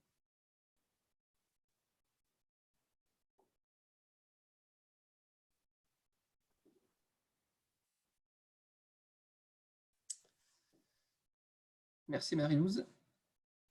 Le chômage partiel ne suspend pas le contrat. Alors, le chômage partiel, il suspend la relation entre le salarié et l'employeur, mais il ne suspend pas la durée du CDD. Comment l'État peut payer tout cela? Les impôts vont-ils augmenter? Alors ça, c'est une excellente question, Émeric Guinard. D'après mes calculs, il faut compter à peu près 2 000 € par salarié. On a 7 millions de salariés quasiment au chômage partiel. Ça va coûter 14 milliards par mois. Donc, je ne sais pas comment on va payer ça. Après, je vous dis, le chômage partiel, c'est beaucoup mieux que le licenciement économique. Ça coûte beaucoup moins cher, on garde les compétences, on garde les salariés. C'est une cata de licencier économique et puis de rembaucher les salariés, c'est une cata. Donc, à mon avis, le choix du gouvernement reste meilleur que ce qu'on fait aux États-Unis, où on vire les gens et puis on les rembauchera plus tard. Le temps de cours des apprentis doit être pris en compte dans le temps du chômage partiel. Alors oui, votre apprenti en cours, il est comme au travail. Donc, si les cours sont suspendus, le salaire est suspendu. Et si vous êtes en chômage partiel, le temps de cours qui n'a plus lieu, ça reste du chômage partiel. Il ne faut pas perdre de l'idée que le temps de cours, c'est du temps de travail. C'était pour le renouvellement de l'intermittence chaque année à date anniversaire. C'est-à-dire le statut de chômeur intermittent. Alors, je ne suis pas un grand spécialiste d'intermittent du spectacle. Tout ce que je peux vous dire, c'est que voilà, le chômage partiel n'influe pas sur la durée des CDD, puisque les intermittents du spectacle, c'est des... Après, vous n'êtes peut-être pas dans le spectacle, cela dit, parce qu'on parle d'intermittence, mais vous avez les intermittents du spectacle qui font des CDD coupés par du chômage, et puis vous avez des CDI intermittents, les cantines scolaires, les chauffeurs de cars scolaires, qui sont en CDI, mais qui ne travaillent qu'une partie de l'année. Alors, concernant le chômage des intermittents du spectacle, alors je ne suis pas un spécialiste du détail, mais on a bien dit que les périodes de confinement seraient neutralisées au niveau du chômage. Et notamment, j'ai entendu la ministre dire que pour les intermittents du spectacle, ils allaient neutraliser parce qu'ils ont des heures à réaliser dans un certain temps. Notamment, ça également, ça va être neutralisé. Pour pas que les intermittents du spectacle soient victimes du confinement, parce que forcément, les spectacles en ce moment, c'est annulé et ça risque d'être annulé pour pas mal de temps. Clairement, l'activité économique ne repartira pas avec le déconfinement. Toute l'activité économique ne repartira pas 100% avec le déconfinement.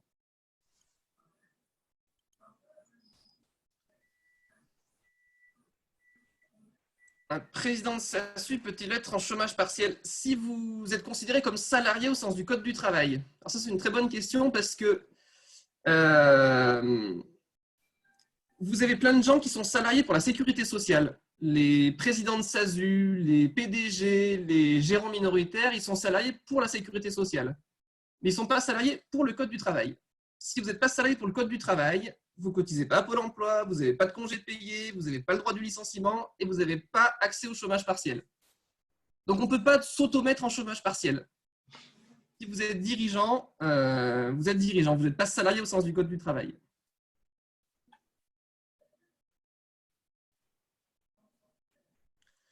Alors, il y a un dernier point sur lequel je prêche un petit peu dans le désert, ce qui concerne malheureusement énormément de monde, c'est les salariés qui ont des contrats à 39 heures. Le Code du travail, il est très clair. Les heures supplémentaires, y compris si elles sont structurelles, y compris si elles sont contractuelles, elles sont perdues par les salariés. C'est malheureux, mais c'est comme ça. l'État ne versera pas plus de 35 allocations horaires par semaine et l'employeur n'a aucune obligation de verser des salaires au-delà de 35 heures. Alors, vous avez certains cabinets comptables, certains logiciels de paye, certains juristes de branche qui vous disent « Oui, mais alors les heures supplémentaires, on peut les réintroduire sournoisement dans le taux horaire. » C'est-à-dire verser 35 heures, mais avec un taux horaire majoré. Je suis un petit peu seul à prêcher ça, mais pour moi, non, ça n'est pas bon. L'inspection du travail et l'URSSAF ont bien rappelé que l'exonération est limitée aux heures indemnisables. Donc, si vous maintenez des heures supplémentaires, ce n'est pas exonéré. Donc, forcément, vous ne pouvez pas les passer en allocation de chômage partiel. La seule exception, c'est pour les heures d'équivalence. Les conducteurs poids lourds font 35 heures plus 4 heures d'équivalence ou 35 heures plus 8 heures d'équivalence. Là, exceptionnellement, on pourra leur retirer 39 heures et leur payer 39 heures avec les heures d'équivalence majorées. Mais les heures supplémentaires, dans le Code du travail, c'est très clair, elles sont perdues par les salariés. Après, on peut les maintenir. L'employeur, à titre facultatif, peut bénévolement les maintenir, mais on ne pourra pas les passer en chômage partiel. Donc, il n'y aura pas d'exonération et on ne pourra pas se les faire rembourser par l'État.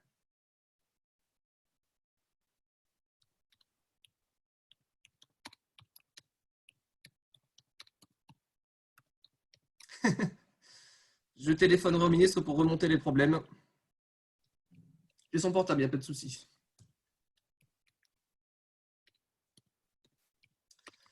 Voilà, mais écoutez, c'est 11 h. Je ne sais pas s'il y a d'autres questions au niveau du social. Sinon, je vais repasser la main aux experts de la fiscalité et de la comptabilité. Merci Pierrick de votre intervention très claire. Maintenant, je pense que ça va être à Max Peuvrier, il me semble, de reprendre la main pour la suite de cet atelier. Merci Pierrick. Voilà. Merci à vous. Je vous souhaite beaucoup de courage, notamment aux experts comptables, à tous ceux qui travaillent. Tous ceux qui travaillent sont des héros. Merci. Merci Pierrick. Merci. Merci. Alors, Mac. Je suis là, on m'entend? Ça marche? C'est nickel. Tout fonctionne? Ben voilà. Donc, je vais vous parler un peu de financement parce que c'est un petit peu le nerf de la guerre en ce moment. En revenant un petit peu sur l'historique tout d'abord, je rappelle que dès le début des problèmes, le 15 ou le 16 mars, le gouvernement a élargi les garanties sur plusieurs dispositifs financés par BPI France, qui étaient notamment les lignes de crédit confirmées, les prêts atouts et les prêts rebonds qui existaient, en disant l'État garantit 90% sur ces dispositifs, alors qu'on n'avait pas encore créé le prêt garanti par l'État. Ça voulait dire quoi? Parce que j'en parle parce que vous allez voir que ça fait partie des alternatives que les banques proposent aujourd'hui quand elles refusent les prêts garantis par l'État. Il existe les lignes de crédit confirmées, c'est-à-dire les découverts qui sont confirmés sur des périodes de 12 à 18 mois par les banques. Et là, donc, ils sont garantis depuis le 16 mars à 90% par BPI France et par l'État. De même, pour tous les prêts qui pouvaient être conclus auprès de la banque et qui avaient des prêts complémentaires auprès de BPI France, ce qui est le cas des prêts atouts ou des prêts rebonds, dont je reparlerai, mais qui, là aussi, l'État a dit, ce n'est plus une garantie à 50 ou 70%, c'est une garantie à 90% par BPI France pour le compte de l'État sur ces dispositifs. Voilà. Et puis est né le 24 mars, le 24 ou le 25 mars, le mercredi c'était, le mercredi 25 mars, annonce donc de la création du prêt garanti par l'État avec qui est un prêt maximum à hauteur de 25% du chiffre d'affaires des entreprises. Alors, l'intérêt de ce dispositif, c'est que toutes les entreprises peuvent en bénéficier. Et quand je dis toutes les entreprises, c'est tout ce qui est les sociétés, tout ce qui est artisans, commerçants, les exploitants agricoles, les professions libérales, les micro-entrepreneurs, les associations aussi pour la part de chiffre d'affaires et les fondations. En sont simplement exclus, ça c'est important aussi, je crois qu'on en parlait tout à l'heure, les SCI, les établissements de crédit et les sociétés en financement. Et les sociétés qui sont en cours de période d'observation, c'est-à-dire en redressement judiciaire. Ça, c'est important parce que c'est un point qui nous reste à traiter, qui n'est pas encore finalisé. C'est comment aider les entreprises qui sont en plan de continuation, celles qui ont été en redressement judiciaire, et puis ou en plan de sauvegarde, et qui ensuite ont obtenu un plan de continuation, c'est-à-dire échelonner leur dette. Eh bien, là, celles-là peuvent bénéficier du dispositif. Par contre, celles qui sont en période de redressement judiciaire, période d'observation, elles ne peuvent pas bénéficier du dispositif du prêt garanti par l'État. Donc, celles qui disposent d'un plan de continuation sont éligibles, je confirme, mais ça va être difficile pour elles d'avoir un prêt par les banques. Je vais en parler tout à l'heure. Donc, toutes les entreprises peuvent en bénéficier, y compris les micro-entrepreneurs. Alors, on parle d'un prêt de 25% du chiffre d'affaires. Ce montant de 25% du chiffre d'affaires n'est pas un montant garanti. C'est le montant maximum qui peut être accordé. Alors, ce prêt peut être accordé sur une période qui court du 16 mars jusqu'au 31 décembre 2020.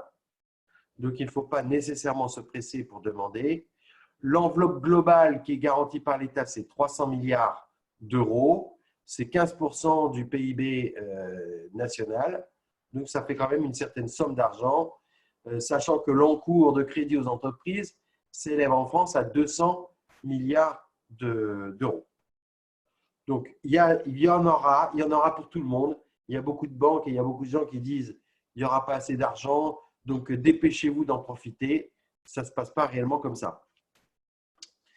Le montant donc maximum du prêt, c'est un prêt. Alors, un prêt, d'abord, c'est un prêt sur 12 mois qui est accordé, remboursable au bout des 12 mois, avec un coût qui est de 0,25% pour la garantie, mais 0 frais de dossier pour les banques. Et en matière de taux d'intérêt, il est à 0 pour les banques actuellement, pour cette première année. Donc, le coût global est de 0,25%.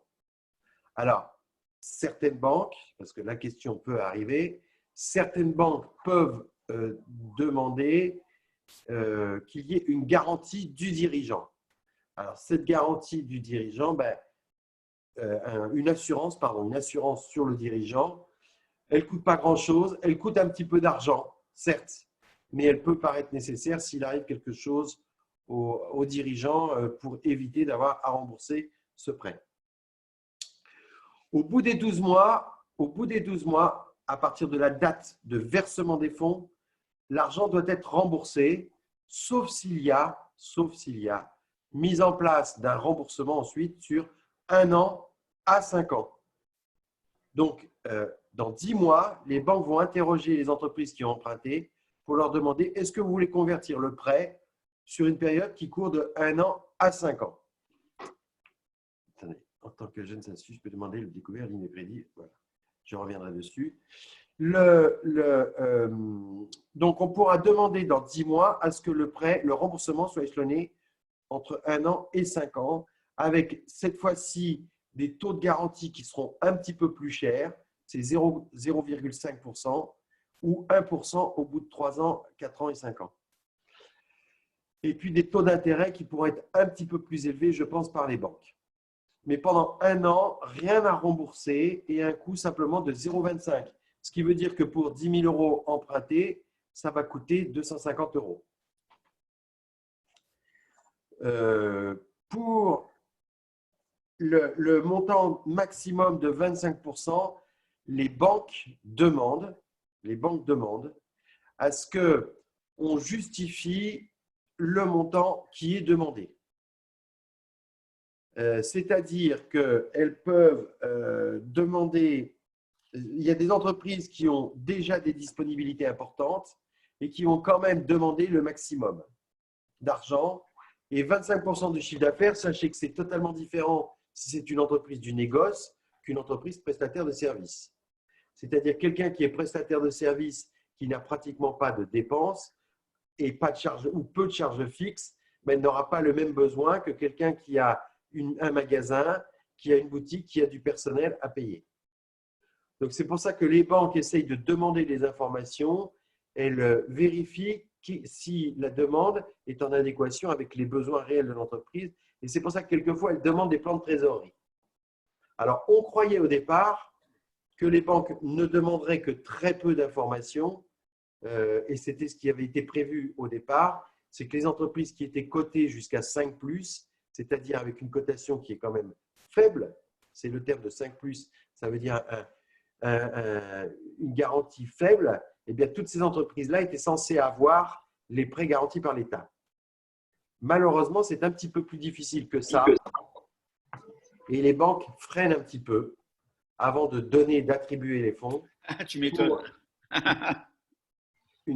Pour la simple et bonne raison que la définition de la garantie donnée par l'État et BPI-France n'a pas encore été totalement fixée. C'est-à-dire que les banques, même si elles ne prennent un risque que sur 10% du montant prêté, eh bien, elles ont peur d'être mises en cause, d'avoir soutenu des entreprises en difficulté, d'avoir attribué trop facilement le prêt et pour un montant trop élevé. Elles ont peur de cette mise en cause si jamais l'entreprise vient à disparaître au bout de 6 mois, 1 an, quand elles vont demander à activer la garantie. Donc, c'est pour ça que les banques prennent certaines précautions avant d'octroyer ce prêt. Aussi, ce prêt, pour beaucoup d'entreprises, c'est l'occasion de refaire de l'argent facile. Exemple, une entreprise qui était en difficulté financière, elle va vouloir demander le prêt garanti par l'État pour payer des dettes antérieures. Or, ce n'est pas tout à fait la finalité du prêt. Donc, il y a quelques réticences des banques aujourd'hui à octroyer ce prêt. Ça prend un petit peu plus de temps. Les banques accordent beaucoup plus facilement aux entreprises qui n'ont pas de difficultés, qui ont de la trésorerie d'avance. C'est un petit peu dommage. On sait que c'est les entreprises les plus petites qui vont avoir besoin, mais les plus petites, elles vont avoir des besoins qui vont être beaucoup plus faibles. Je crois que pour les auto-entrepreneurs ou les micro-entrepreneurs qui font 40 000 € de chiffre d'affaires annuel, ils auront droit à un maximum de 10 000 € et si la banque veut bien l'octroyer. Ensuite, un des éléments que regardent les banques pour octroyer ce prêt garanti par l'État, c'est la capacité de remboursement de l'entreprise. Il faut que, par rapport à la demande, il faut que l'entreprise puisse rembourser sous un délai de 5 ans. C'est-à-dire que les banques vont vérifier qu'il y a bien 5 fois que le prêt ne dépasse pas 5 fois la capacité d'autofinancement de l'entreprise. Exemple, une entreprise demande 150 000 €, elle dégage chaque année un résultat de 20 000 € et elle a 10 000 € d'amortissement, ce qui lui fait donc une CAP de 30 000 €. 30 000 € multiplié par 5, ça fait 150 000. Le prêt pourra être accordé. Si elle demande 250 000 € et qu'elle a 30 000 € de CAF, 30 000 par 5, 150 000, elle n'aura pas 250 000. Voilà comment les banques calibrent à peu près le prêt garanti par l'État. J'avais une question sur les entreprises innovantes et les entreprises créées aussi depuis le 1er janvier 2019. C'est-à-dire les entreprises nouvelles. Les entreprises nouvelles et les entreprises innovantes peuvent, comme elles n'ont pas un chiffre d'affaires suffisant, peuvent obtenir le prêt garanti par l'État sur la base de 2 années de masse salariale. Il leur faudra une attestation d'expert comptable pour déposer la demande à la banque et pour obtenir le prêt garanti par l'État. Dans les documents demandés par les banques, il y a normalement les bilans, les liasses fiscales, ils se mettent à jour. Si le bilan 2019 n'est pas arrêté, elles peuvent demander une attestation sur le chiffre d'affaires de l'année 2019 faite par l'expert comptable. Et quand je parle de bilan 2019, ça peut être le bilan arrêté en cours d'année 2019. Ça peut être le bilan au mois de septembre, le bilan au mois de juin 2019. Sinon, ça peut être le bilan au 31 décembre 2018 qui sert de base.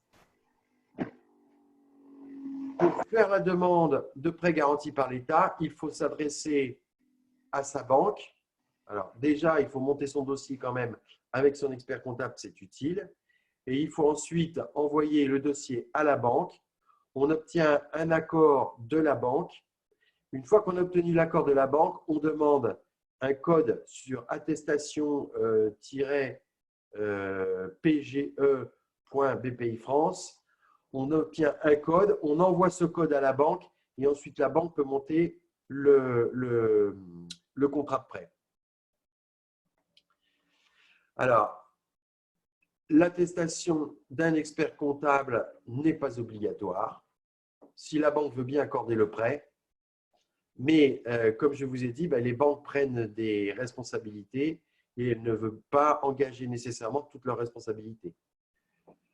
Les experts comptables ont mis en place un site internet qui permet d'envoyer tous les documents en direct à la banque, mais pas auprès de toutes les banques. Ne sont pas concernés, n'est pas prévu dans ce dispositif d'envoi direct aux banques, la BNP, enfin BNP Paribas, et puis par exemple certaines caisses du crédit agricole et certaines caisses du crédit mutuel, dont Arkea. Alors, je regarde les messages. Oui, quand une entreprise a plusieurs banques, il faut faire la demande auprès, on peut partager la demande auprès de chacune des banques, entre les différentes banques. Donc, exemple, si j'ai le droit, si j'ai besoin et que je veux demander 1 million, que j'ai 2 banques, je peux faire 500 000 et 500 000 auprès de chaque banque. Si on a une holding, la holding peut faire aussi la demande pour l'ensemble des sociétés du groupe. Alors, réponse Malika Sheikh. Non, la BNP accorde ce type de prêt, mais la BNP ne fait pas partie du dispositif mis en place par l'ordre des experts comptables. Et donc, il faut passer en direct avec son responsable d'agence. L'avantage du site de l'ordre des experts comptables, c'est qu'il donne aux banquiers la garantie que les éléments qui sont envoyés l'ont été par un expert comptable et donne une certaine assurance.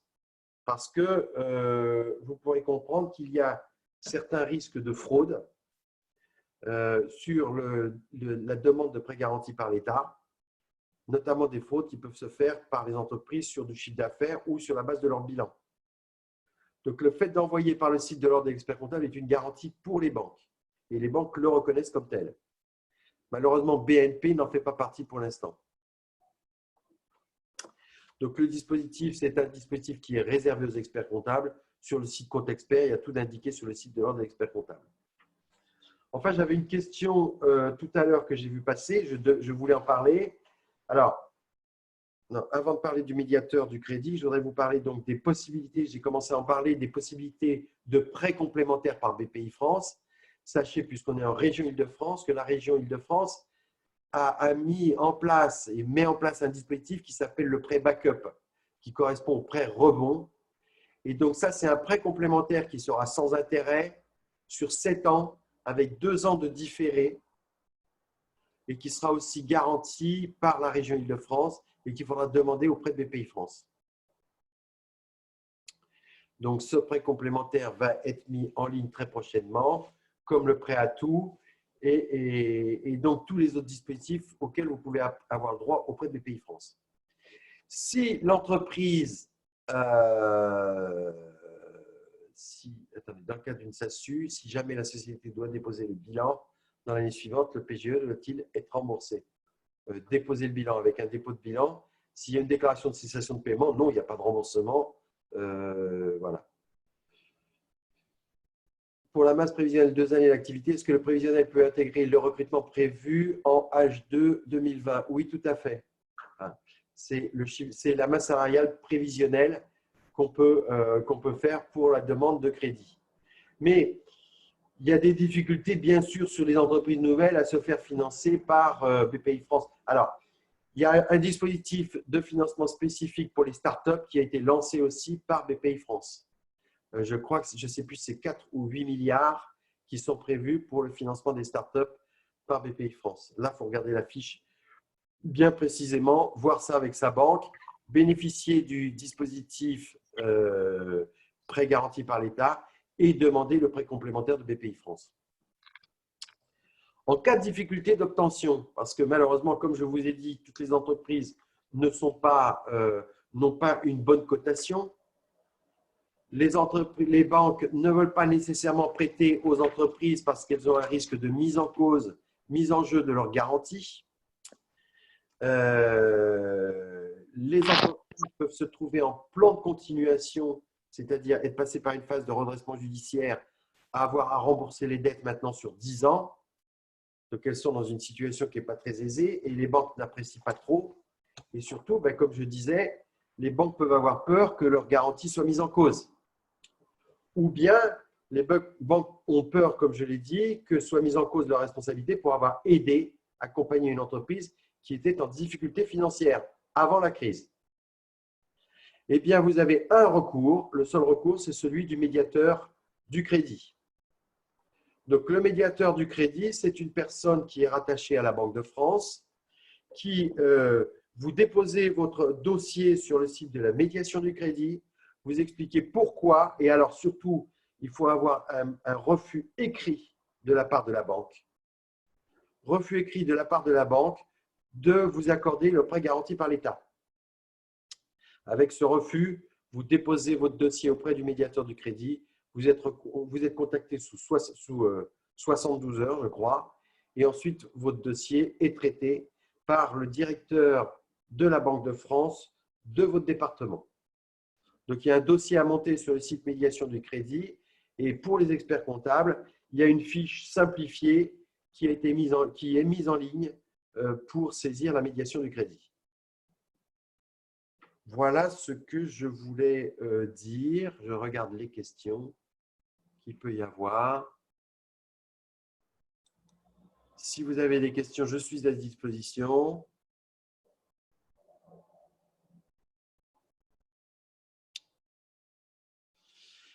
Est-ce que les 25% peuvent concerner le CA de l'année en cours? Notre entreprise a fait 0 de CA l'année dernière. Non. Si c'est une entreprise nouvelle, elle n'a pas le droit elle n'aura pas plus. C'est vraiment le chiffre d'affaires de la dernière année. Ce n'est pas le chiffre d'affaires de l'exercice en cours. Donc, je confirme que les banques risquent de n'accepter que les bons dossiers et le nombre de dépôts de bilan sera effectivement très important dès la sortie de la crise. Je pense aux très petites entreprises. C'est un sujet que je souhaite aborder avec la région Île-de-France. C'est l'accompagnement des très petites entreprises, des dirigeants qui travaillent seuls, des gens qui ont 2 ou 3 salariés et qui risquent de ne pas sortir sains et saufs de ce dispositif. Et personnellement, je pense que 1 500 € plus 2 000 € éventuellement, plus même éventuellement 5 000 €, ça ne fait même pas les 9 000 € qui sont accordés d'office en Allemagne. Le nombre de dépôts de bilan risque d'être très important. Et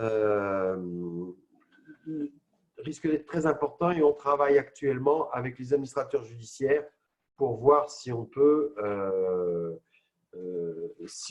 prévoir des dispositifs spécifiques à la sortie de la crise avec des procédures de remboursement de dettes qui seraient prolongées et avec des dispositifs, des montants qui seraient simplement de 2% les premières années. On me demande de développer le prêt rebond. Alors, le prêt rebond, c'est un prêt très simple. C'est un prêt qui court de 10 000, qui va de 10 000 à 300 000 €, garanti donc par la région. 10 000 à 300 000 €, remboursable sur 7 ans et avec un différé de remboursement de capital de 2 ans. Et avec un taux fixe préférentiel. Et je crois qu'actuellement, le prêt rebond, il est seulement à 2,5% d'intérêt à l'année. Voilà, sans garantie bien sûr du dirigeant. Quand je clôture au 31 mars, le prêt sera bien calé sur l'exercice au 31 mars 2019 ou sur une situation intermédiaire au 31/12/2019. Exactement. C'est la banque qui va décider. bien sûr, ça serait d'office le bilan 31/12/2019, 31 mars 2019. Si j'ai une situation 31 décembre 2019 et que mon chiffre d'affaires s'est amélioré, je peux la présenter à la banque. Là, actuellement, j'ai une société qui n'était pas en très bonne santé, qui clôture 31 mars 2020. Mais je peux vous dire que dans les jours qui viennent, le bilan 31 mars 2020 va être arrêté pour faire la demande, puisque la situation s'est améliorée, etc. Je vais avoir un résultat qui va être de l'ordre de 80 000 € cette année. Donc, je clôture le bilan très rapidement pour faire la demande sur la base du bilan 31 décembre 2020. L'idée, c'est d'améliorer, d'être le plus rapide, de donner le plus d'arguments possible à la banque pour vous accorder ce prêt. Les prêts et aides spécifiques aux startups, j'ai dit, c'est prêts et aides spécifiques aux startups, c'est sur la base des 2 ans de masse salariale, donc là avec attestation d'expert comptable. Et puis le deuxième prêt, c'est le prêt spécifique de BPI France pour les startups qu'il faut regarder. Je n'ai pas plus d'informations là-dessus pour l'instant. Est-ce qu'il y a d'autres questions? Que vois-je comme autre question?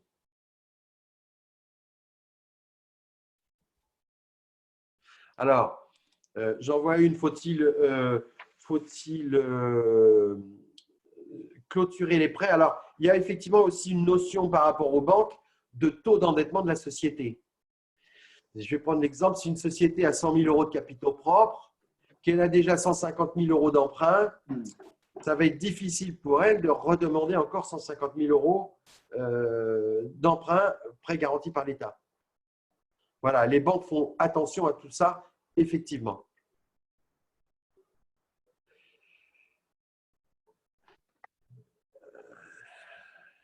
Sur le découvert autorisé, dommage. Ah oui, alors, j'avais une question. J'ai déjà eu une question. Peut-on cumuler le découvert et le prêt garanti par l'État? Alors, généralement, non, parce qu'il faut être logique. Si l'entreprise a un découvert déjà auprès de la banque, d'abord, le découvert lui coûte entre 8 et 10%. Il vaut mieux faire la demande de prêt garanti par l'État qui ne va coûter que 0,25% et avec un maxi de 0,25% du chiffre d'affaires.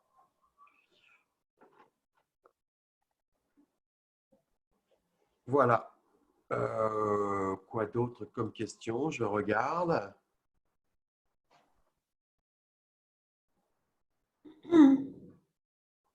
Je redemande, mais est-ce que vous rappelez, prêt est-il différent d'un découvert autorisé? Alors, voilà, c'est un petit peu ce que je viens de dire. Le découvert autorisé, c'est les lignes de crédit confirmées par la banque. C'est ce qui est autorisé, mais qui vous coûte 8 à 10%. Donc, autant remplacer ce prêt par un prêt garanti par l'État.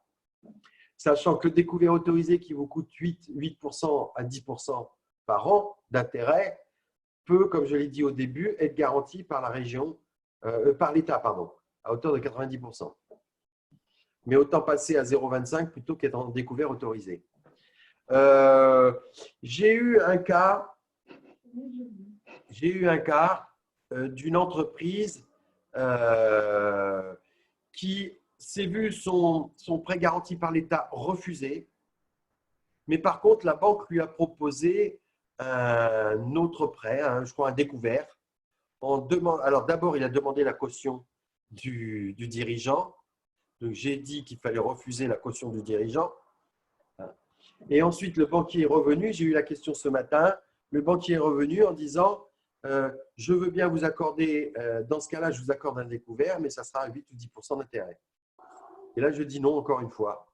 La situation de l'entreprise n'est pas catastrophique. J'ai pu expliquer. Donc, ça risque de se terminer, comme je l'ai dit, chez le médiateur du crédit.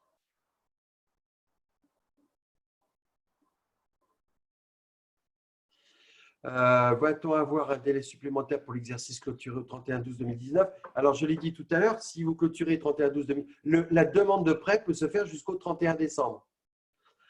31 décembre 2020. Et je pense réellement qu'il y aura de l'argent pour tout le monde. surtout si le confinement perdure.